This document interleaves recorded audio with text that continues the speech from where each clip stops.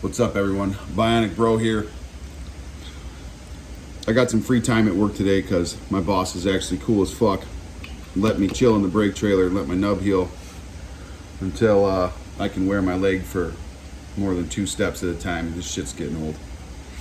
And since I had the extra time, and a 10-hour day goes really fucking slow when you're sitting in the brake trailer for all of it.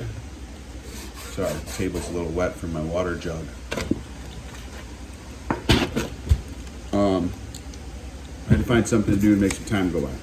So I did make that list of everything that everybody asked on my Facebook post they would like to see on a YouTube video. So I'm going to cover the simple ones right now because you guys gave me a pretty good list, and so a lot of them will actually require their each own individual videos. But I'll cover the shorter ones and the stupid ones. First question is favorite bodybuilders and powerlifters.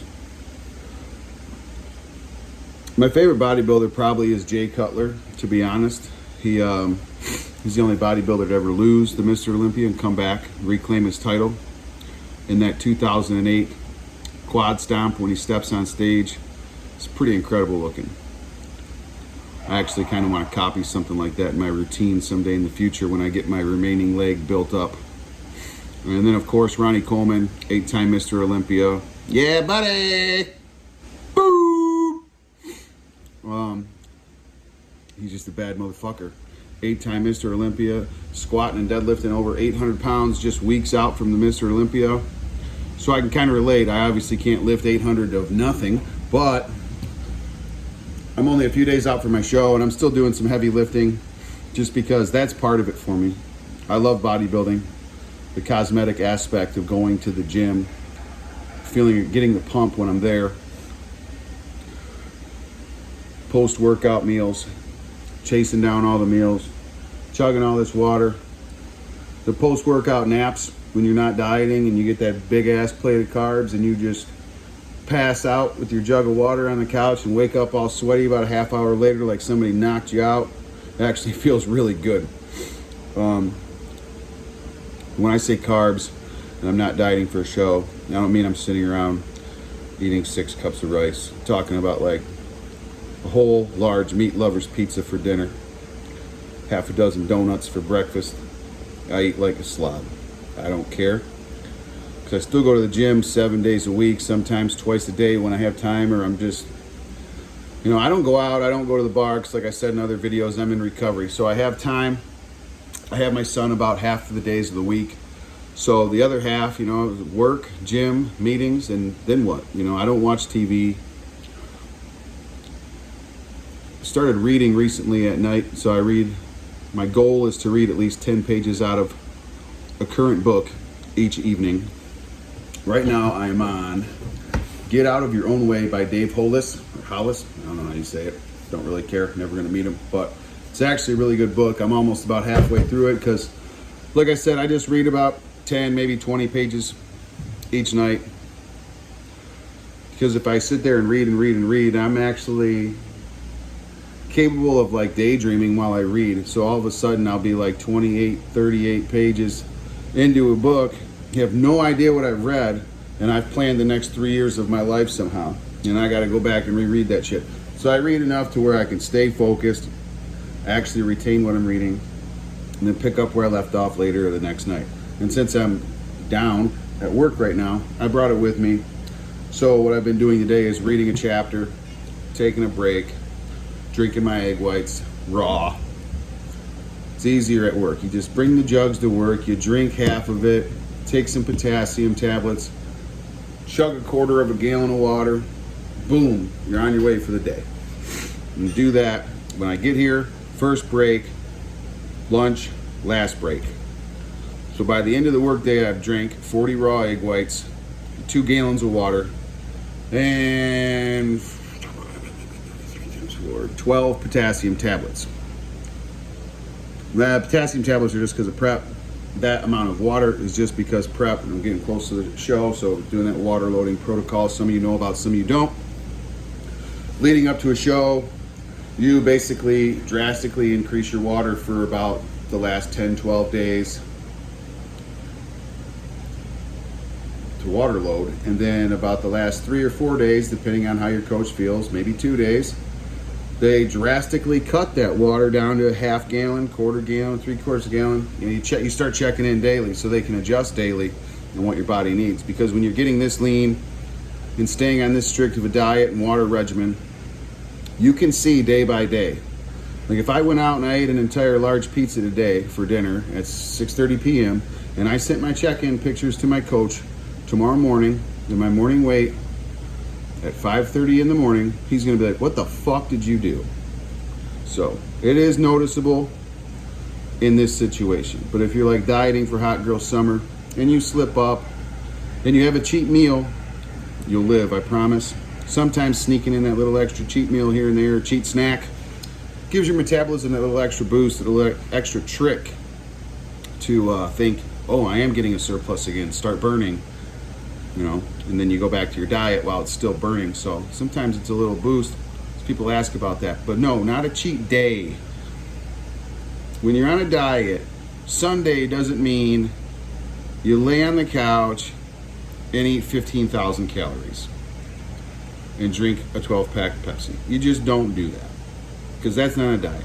When you have a cheat meal, it takes 3 or 4 days for that to finally completely finish processing through your body.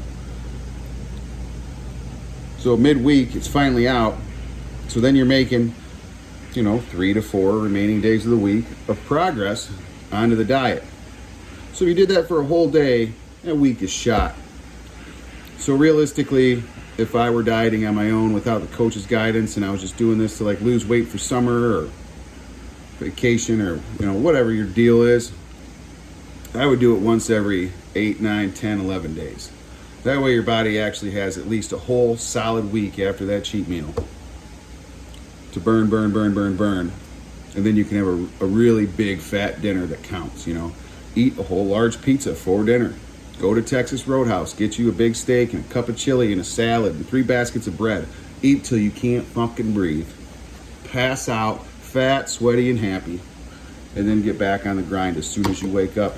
Utilize all that extra carb and caloric intake the next morning for a badass workout too. Man, I got way off track. I just went on for like 6 minutes. And I was just supposed to answer my favorite bodybuilders and powerlifters. I skipped powerlifters. I really don't know too many powerlifters by name. The main one I can think of though is Dan Green, Eddie Hall, world records strongman for deadlift. He's got the beast tattooed on the inside of his biceps. Both badass dudes. I really like Dan Green because he posts a lot of videos kind of like this, just one-on-one. He doesn't have a big camera crew. He's got a great following. He's really strong, good workouts, stays consistent, works out through his injuries and adjusts accordingly so he doesn't get injured more. I'm like that myself. If I'm hurt or not feeling well, I still go. You still have to go. There are days that I don't want to go to the gym either, but you have to do it. You cannot think about the instant gratification every day, every waking moment that your eyes are wide. You can't just eat whatever fucking sets off the pleasure sensors in your brain, because then you'll look like whatever you're eating. You can't just do whatever the hell you want all the time. But anyways, I'll stay on track. We'll add that instant gratification to the list.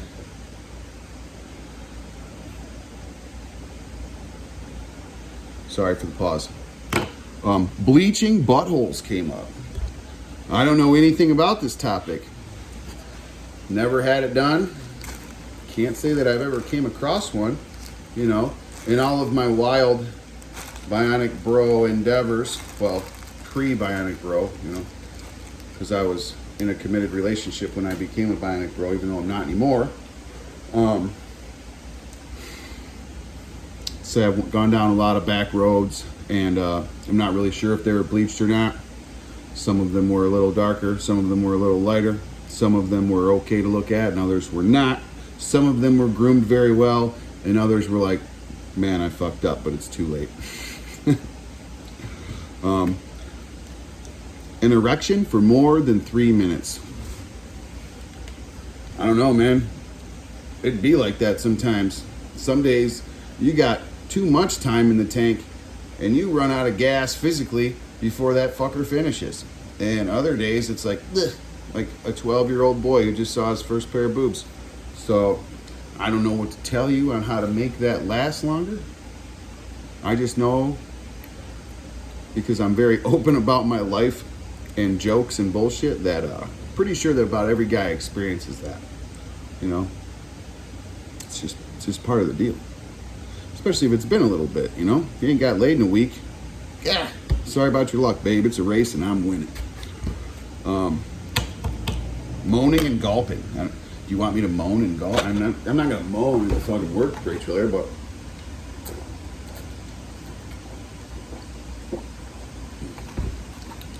there you go. Gulp. See what else we can cover, because we're at 11 minutes right now. Mood during prep. My mom requested this one because, how I mentioned, I'm single now as of recently. I'm living back at mom's. How cool. B-Rabbit. So I live at home in a trailer. She doesn't have a trailer, but I do live at home with my mama. She did not give me a broke down Delta, by the way. But since she rarely saw me as much as usual, because, you know, we're both adults with full-time jobs and, you know, schedules after work, and I'm a dad training for a show and going to meetings and all that shit, she didn't really get to experience so much of it. But, you know, 32 years old, back at mom's, I'll be walking up to the house, having a conversation on my phone. Who's that? Who are you talking to? Sorry about the burp. I don't care. You don't know him, Mom. So you can't tell me their fucking name? Holy shit, lady. And then, you know, a little bicker back and forth ensues, obviously, because neither one of us know how to just shut up. That's the reality. We're both bullheaded, stubborn. Can't really think of a better word for it. Just kind of assholes. You know, we both got our set ways, and they're both very similar. So when me and my mom spend, you know, more than 10 minutes together, so trying to make it an extra point lately to actually kind of stay gone, you know, go to gym, work, gym, meeting, you know, spend time with my son in between all that, eat my meals, kill some time however I can, so I'm gone from like 3:30 in the morning until 8 or 9 at night. It's been working out okay. We'll make it. I only got to stay there a few months because I got to rebuild everything. That's just the way breakups go sometimes. I don't care. Looking forward to having a little bachelor pad for Easton and I. Easton's my son. Along with that, you know, she likes to not point the finger just at her, because people do this, you know. If you're in a relationship, your spouse probably does this, whether you're the man or the woman in the relationship, or man on man, whatever it is you do. When you come home and you're walking in from work, whether you're at the office or a you know, hot construction job like this, you're tired. You've been covered in sweat for like 10 to 16 hours, soaked through multiple layers of clothes. You're filthy. Sometimes I come home stained blacker than a tire. And all I want to do is set my shit down, eat real quick, and get washed up. And before I even get my fake foot in the door, my mom's asked me about 13 questions. And I know most of us can relate to this, whether it's a parent or a relationship or your child or your dog attacking you on just one of those days where you ain't got it in you and you're just like, fuck, I just need a break. And when you're working 10 hours a day, training 3 hours a day, going to a meeting an hour and a half, I basically got 16-hour days. I need a break every day when I get home. I only come home to take a break. My day doesn't have a break in it. So it gets a little annoying. But, you know, it's just part of the deal. Like I said, that would be the same if I was in a relationship too. Or if I was still with, say, with my son's mother or my ex, you know, and there was 2 kids and 2 adults. I walk in the door at 8 p.m. I'm trying to cook my last meal and eat it, and there's 2 kids and a dog and a spouse, you know, anger mingling. And obviously we're all fighting for each other's attention too, so it's nobody's fault. I don't want to make it sound like anybody's terrible. It's just bad timing. And there's very little spare time. So shit doesn't come out nice. Just get the fuck out of the way. You know? And I'm a little scatterbrained kind of dude. So when I'm meal prepping, like, I'll have 6 pounds of meat going on the stove, and I'll also be washing dishes, and I'll be weighing it out as it comes off the pan. I'll be cleaning as I go, switching laundry as I go. Like, I'm going nuts. I'm going 100 miles an hour. Like, you can't be in my fucking vicinity.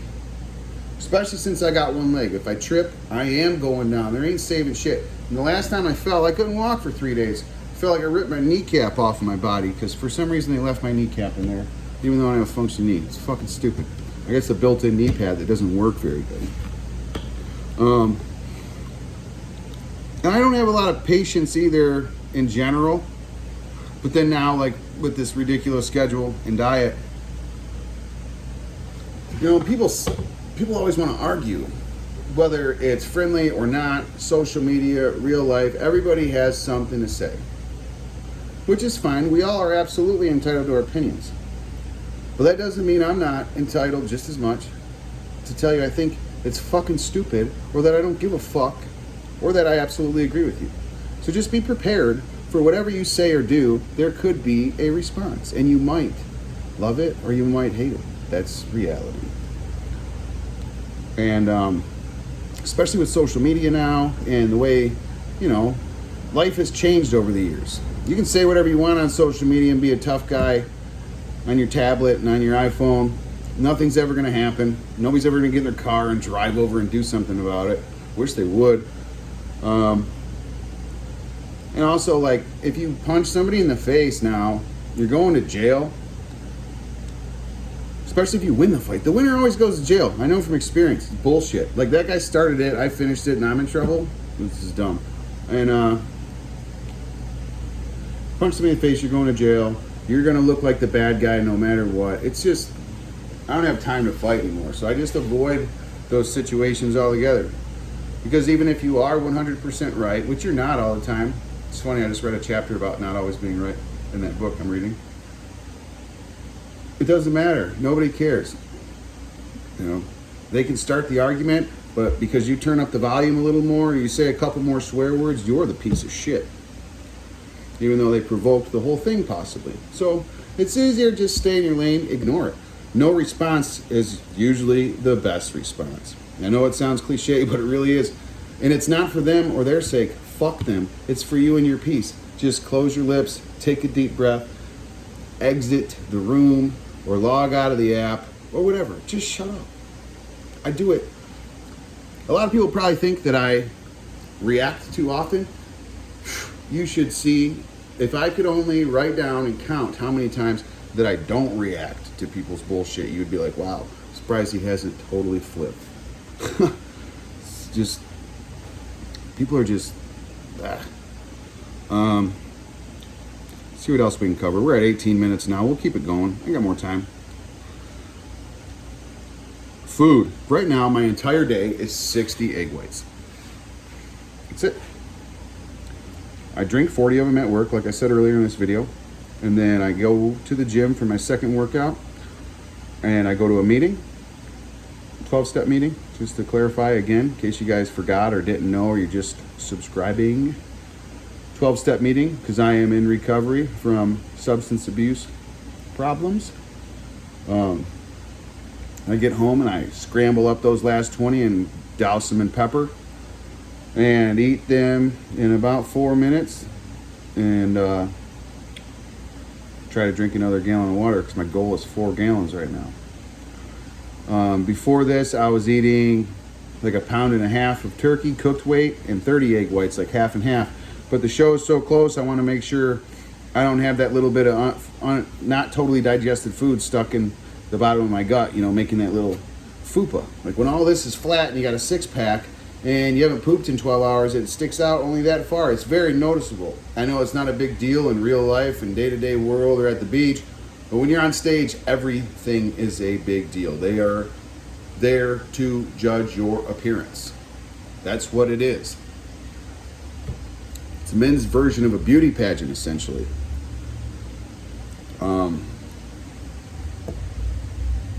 Normally, like I said before, if I'm not dieting for a show, which is most of the time, I'm eating whatever the hell I want. I will.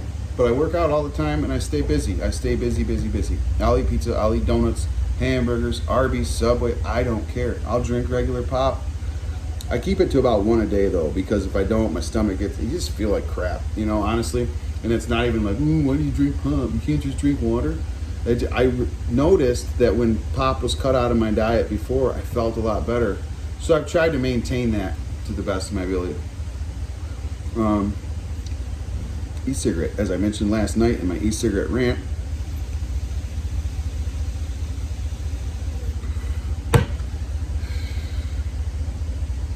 Still smoke one of those because I recently quit smoking, I don't know, 4-ish months ago. It's for your safety, not mine. Trust me, all the things I've done to myself, a little e-cigarette to get through the day without freaking out. It's really okay. When I do meal preps, we'll kind of combine that with food. Whether I'm bulking or not worrying about my diet or just trying to get as much cooked as possible so I don't have to worry about it for the week at work or whatever, or cutting. I literally kind of just do everything like Mongolian barbecue style. I'll know like how much rice I need, like say if I make 3 days worth, and just for easy numbers, say I need for 3 days, which is, these are ridiculous numbers, 3 pounds of meat only and 3 cups of rice. I'll cook the rice, I'll cook the meat and the peppers or whatever and the sauces on the flat top grill or in a pan on the stove, you know, if the weather sucks or I'm out of propane, which happens a lot. And then I'll just dump the rice in there and stir it up. So I got like my own Mongolian grill / Benihana setup. And then I'll just dump it into even bowls. Because it's kind of about macros in and out for the day. Meal timing is important, you know, breakfast, post-workout, things like that. But even more importantly for me is before bed. I have to have a relatively full stomach before bed. If my stomach starts gurgling, I will not sleep until I eat. And that's when poor decisions are made when dieting. Because you're not going to wake up, you're not going to get out of bed at 2 in the morning, especially strap a leg on, and go cook a real meal. You're going to grab some crap out of the cupboard. And right now I can't do that. If I wasn't dieting, I would make a bowl of Captain Crunch this big and eat until I couldn't breathe. And I would drink all the milk too. It's probably almost half a gallon when I make a bowl of cereal. It's no joke. Because I don't snack, I eat. Usually my go-to when I'm cooking inside is taco seasoning. You just make like 6, 7, 8 pounds of meat, as much as I can fit on top of the stove at once. And I usually do about 1 pack for every 4 pounds because that's a lot of salt. And I've had some kidney issues last year from abusing my body over the years, and I had COVID twice last year. So whether you think it's real or not, I fucking had it, and the shit fucked me up. I couldn't breathe right for like a month after I got home from the hospital. I couldn't even sneeze, it hurt so bad. I couldn't cough or anything. When I'd go like to sneeze, I'd be like, and it would like choke itself out. It's legit, but whatever. I'm not going to get into controversy.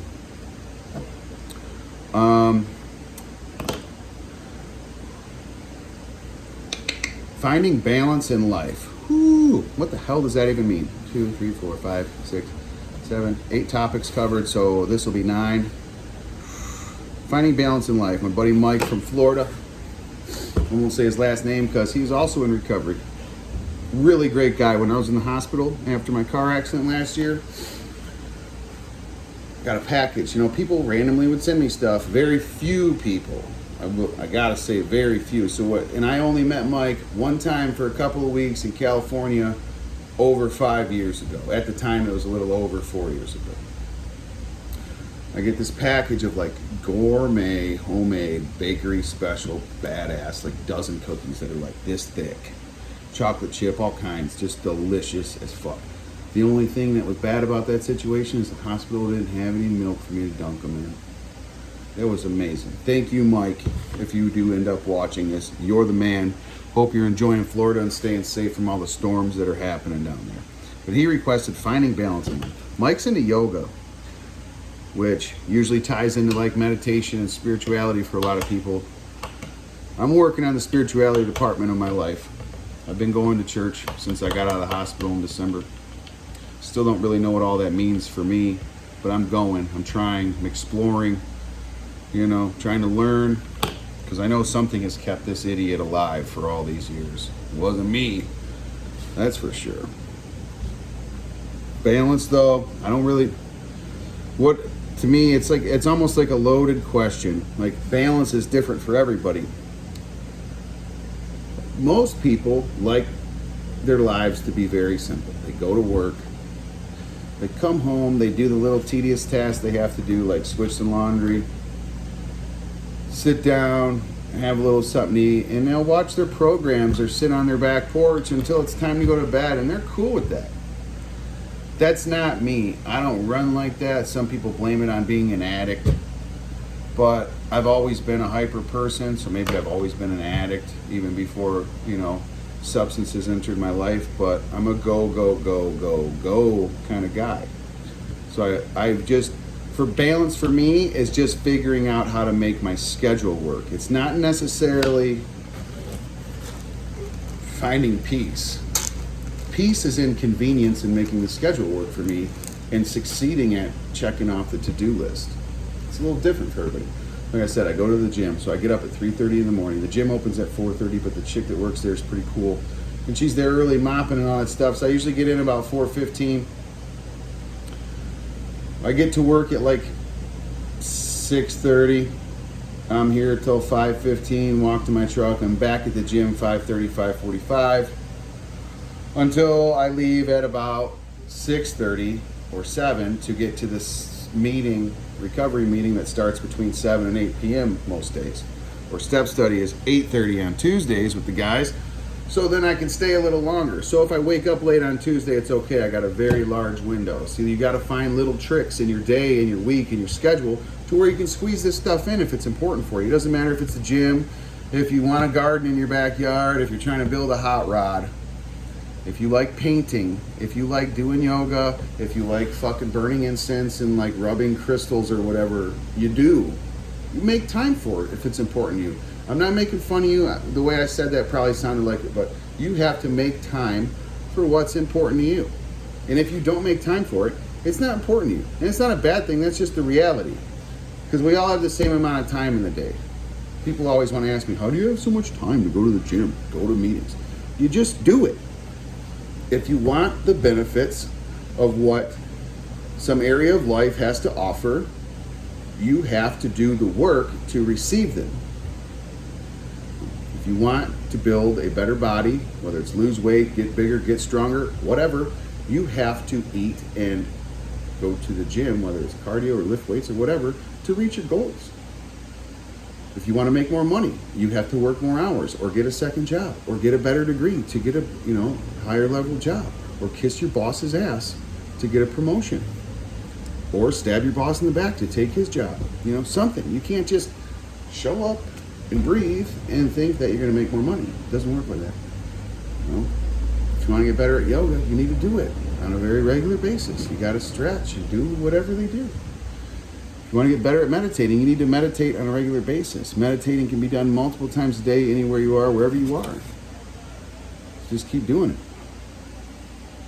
Gardening. You got to tend to your garden every day. You got to check on whatever it is you're growing, whether you're growing weed or peppers or flowers just because they look nice. You got to check on them.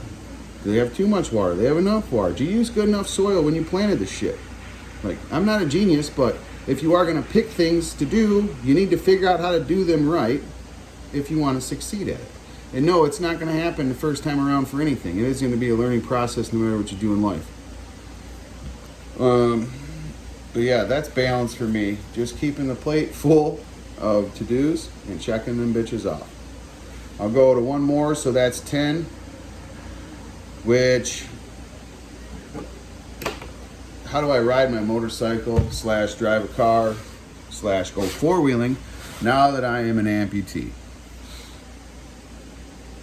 Well, my motorcycle, or my leg that's missing is my right leg. So my motorcycle, it's nothing. I just don't use my back brake. Front brake only, which you're really supposed to use about 75% of the time anyways on a street bike. Just like a car, it's most of your stopping power in all reality. And when I see the light is red a quarter mile up the road, I let off the gas like a truck driver and start slowing down instead of racing to it. So then it's less times I have to put my feet down at the red light, and that's one less risk I take at dumping towards the right because I didn't put my fake foot where it's supposed to be.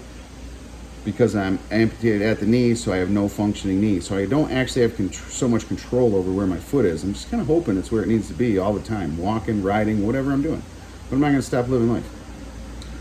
Four-wheeling, I switched from riding like, YZ 250 dirt bikes and stuff like Raptors because it just doesn't work yet. I don't want to say ever, but not right now. So I got a Honda Rancher, like the dad utility four-wheeler. It's got the big plastic thing on each side that's built into you're like in those kind of four-wheelers. Is it as exciting? No. But really the number one thing about four-wheeling for me now is taking my son out in the woods up north and having fun. It's not about me going 80 miles an hour down the road to the trails to go way too fast and get more injuries. Driving a car, I could program my leg to have a driving mode because it has an app that goes onto my phone. I can put like 6 different modes on it plus walking. It's a $135,000 leg. It's the best microprocessing leg on the market, I've been told.